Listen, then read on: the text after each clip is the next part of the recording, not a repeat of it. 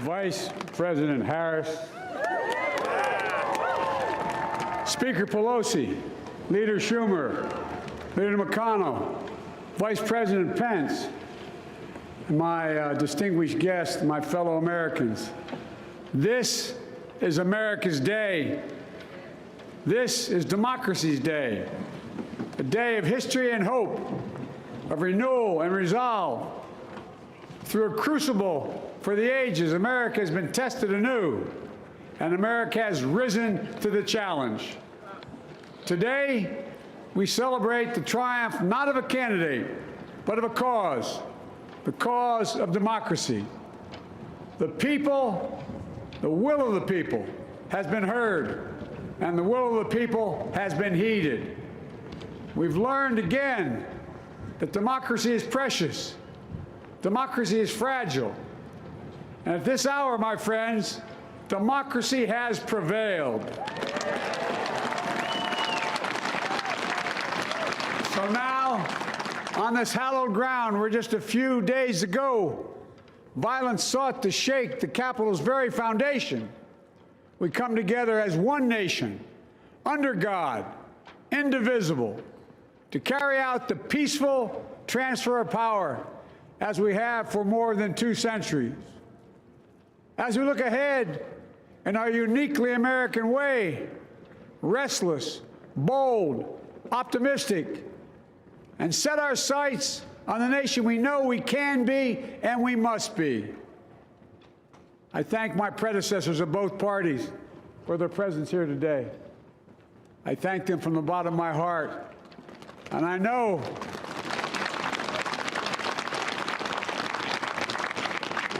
the resilience of our Constitution and the strength of our nation, as does President Carter, who I spoke with last night, who cannot be with us today, but whom we salute for his lifetime in service. I've just taken the sacred oath each of those patriots have taken, the oath first sworn by George Washington. But the American story depends not on any one of us, not on some of us, but on all of us, on we, the people, who seek a more perfect union. This is a great nation. We are good people. And over the centuries, through storm and strife, in peace and in war, we've come so far, but we still have far to go.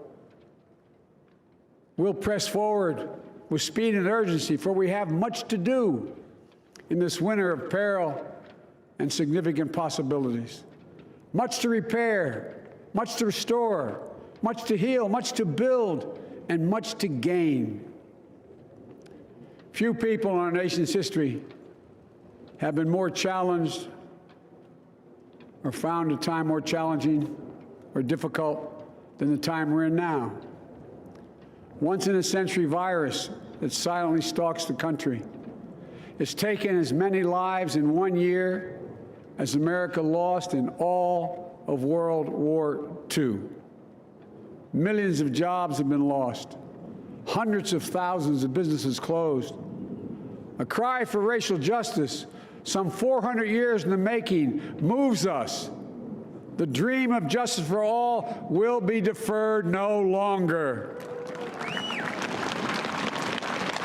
A cry for survival comes from the planet itself, a cry that can't be any more desperate or any more clear. And now, a rise of political extremism, white supremacy, domestic terrorism, that we must confront and we will defeat. To overcome these challenges, to restore the soul and secure the future of America, requires so much more than words. It requires the most elusive of all things in a democracy: unity. Unity.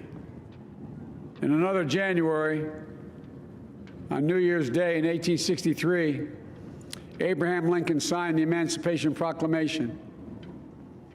When he put pen to paper, the president said, and I quote, "If my name ever goes down into history It'll be for this act, and my whole soul is in it. My whole soul is in it. Today, on this January day, my whole soul is in this, bringing America together, uniting our people, uniting our nation. And I ask every American to join me in this cause.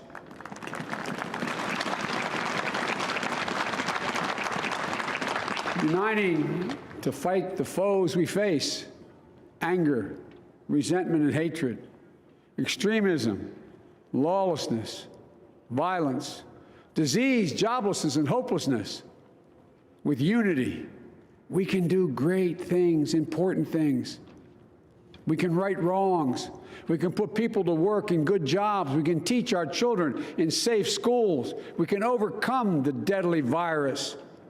We can reward work and rebuild the middle class and make health care secure for all. We can deliver racial justice, and we can make America once again the leading force for good in the world.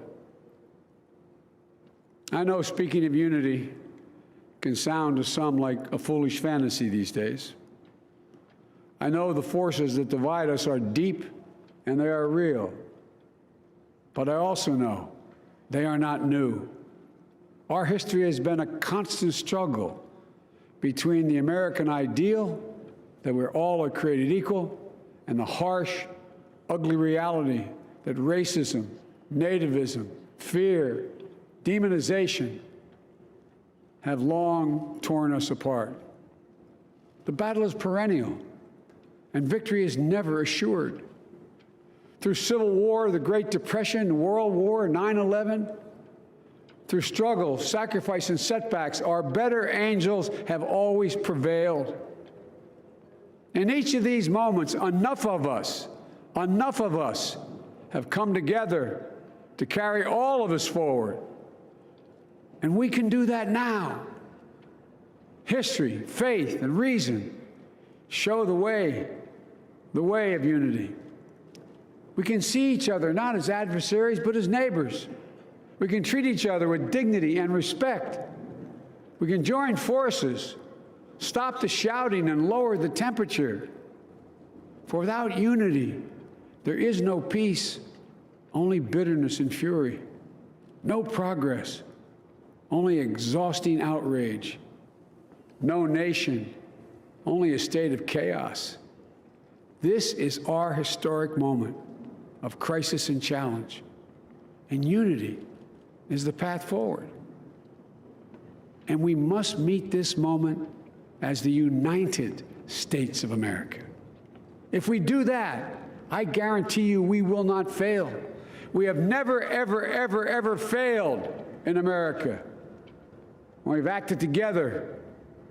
And so today, at this time, in this place, let's start afresh, all of us. Let's begin to listen to one another again, hear one another, see one another, show respect to one another. Politics doesn't have to be a raging fire, destroying everything in its path. Every disagreement doesn't have to be a cause for total war. And we must reject the culture in which facts themselves are manipulated and even manufactured.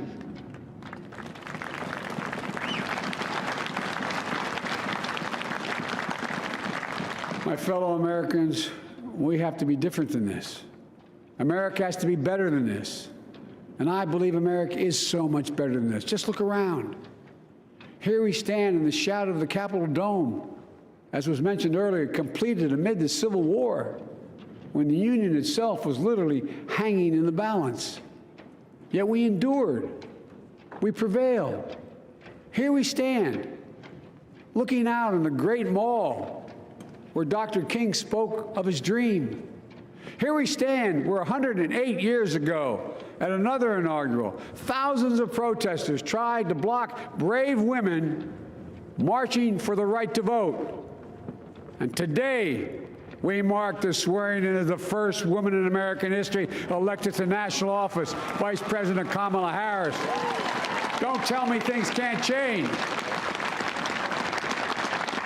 Here we stand across the Potomac from Arlington Cemetery, where heroes who gave the last full measure of devotion rest in eternal peace.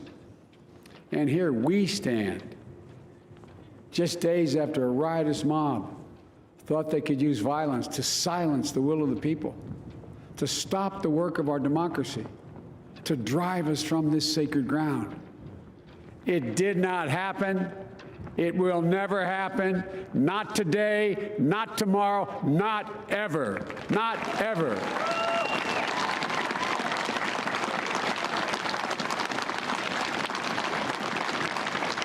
To all those who supported our campaign, I'm humbled by the faith you've placed in us. To all those who did not support us, let me say this. Hear me out as we move forward. Take a measure of me and my heart. And if you still disagree, so be it. That's democracy.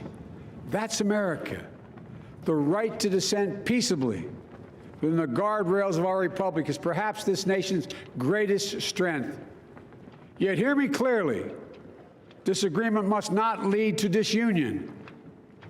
And I pledge this to you. I will be a president for all Americans. All Americans. And I promise you, I will fight as hard for those who did not support me as for those who did.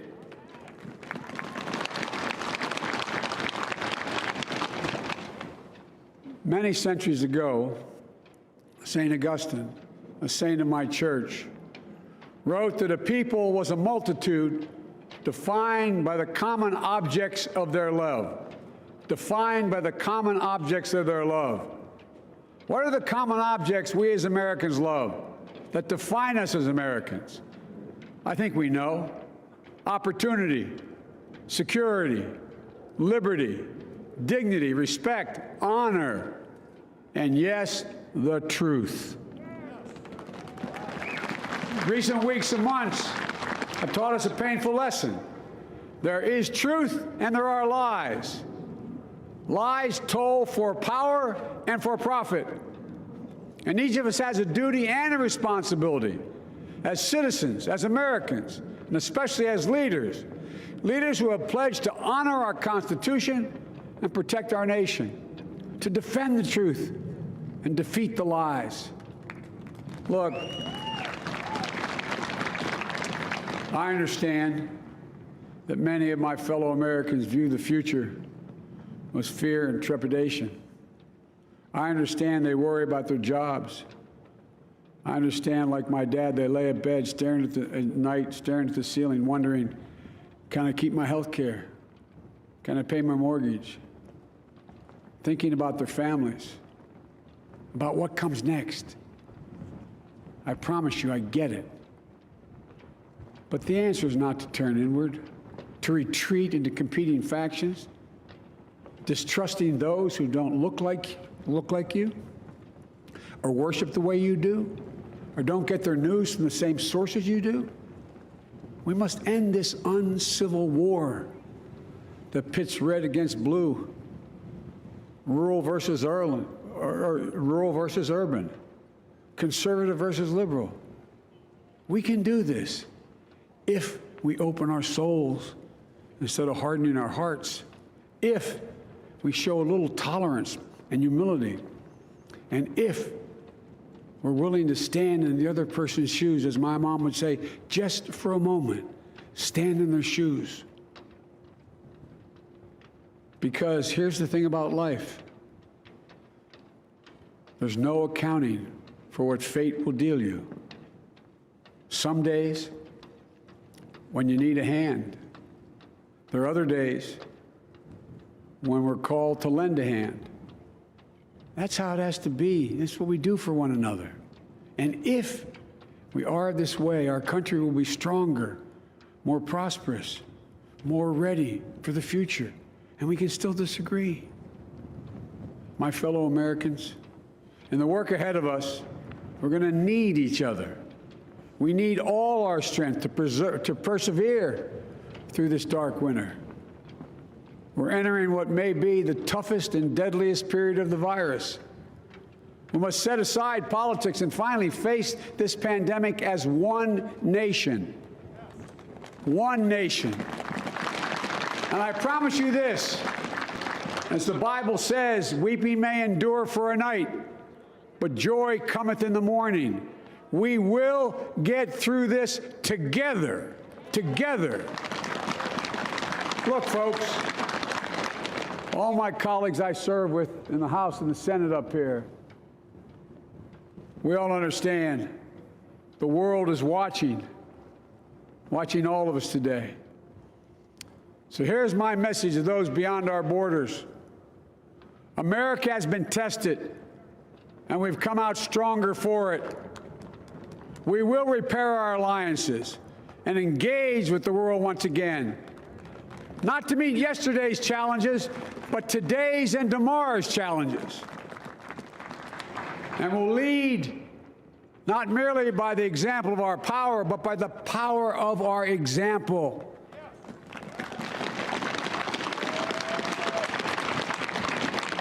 We'll be a strong and trusted partner for peace, progress, and security. Look, you all know we've been through so much in this nation. And in my first act as president, I'd like to ask you to join me in a moment of silent prayer. Remember all those who we lost in this past year to the pandemic, those 400,000 fellow Americans, moms, dads, husbands, wives, sons, daughters, friends, neighbors, and coworkers. We'll honor them by becoming the people and the nation we know we can and should be. So I ask you, let's say a silent prayer for those who've lost their lives and those left behind, and for our country.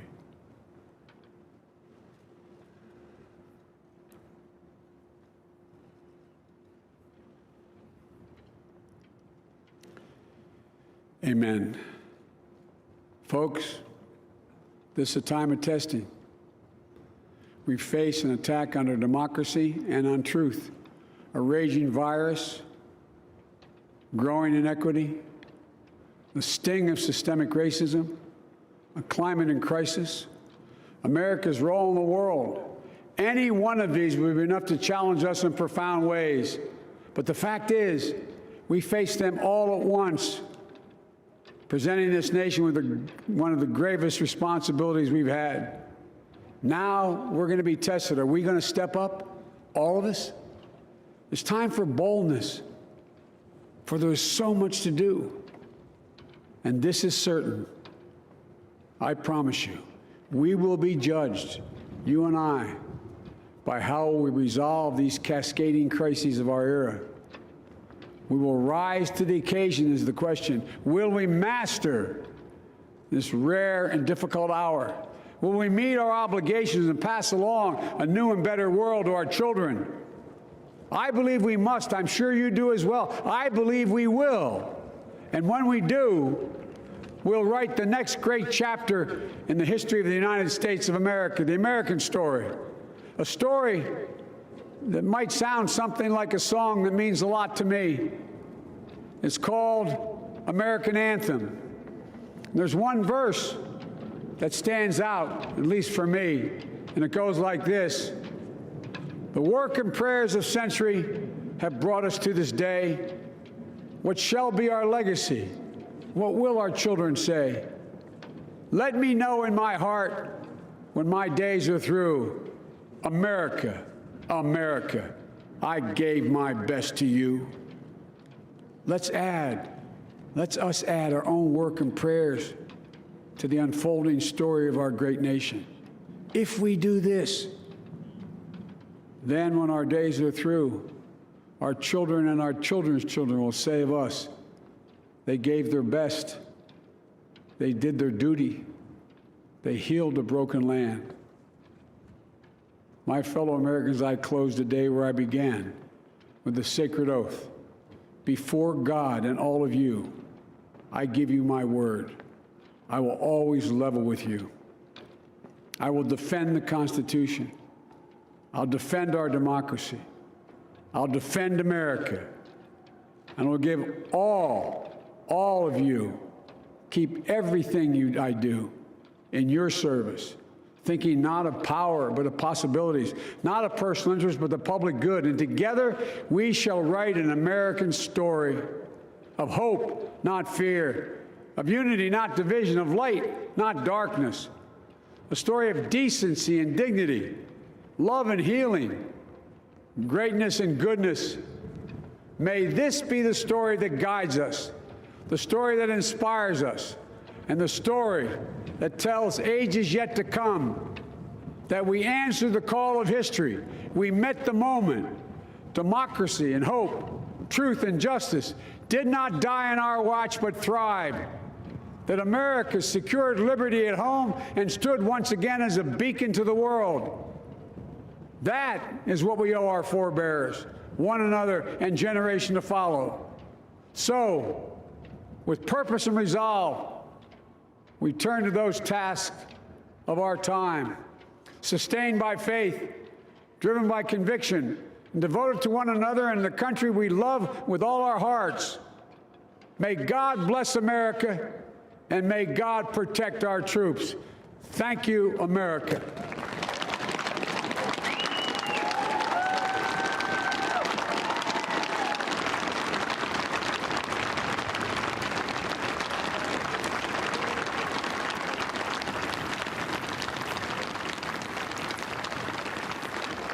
Joseph Robinette Biden has been sworn in and assumed the office of the presidency, the 46th president of the United States, the oldest man ever to assume the presidency at 78 years old, delivering a speech with themes of unity, of hope, of rewriting an American history, the new chapter in American history, saying it is time for Americans to come together in common cause. He says we must end this uncivil war. He noted that democracy has prevailed, noting the attack on the Capitol 2 weeks ago. He said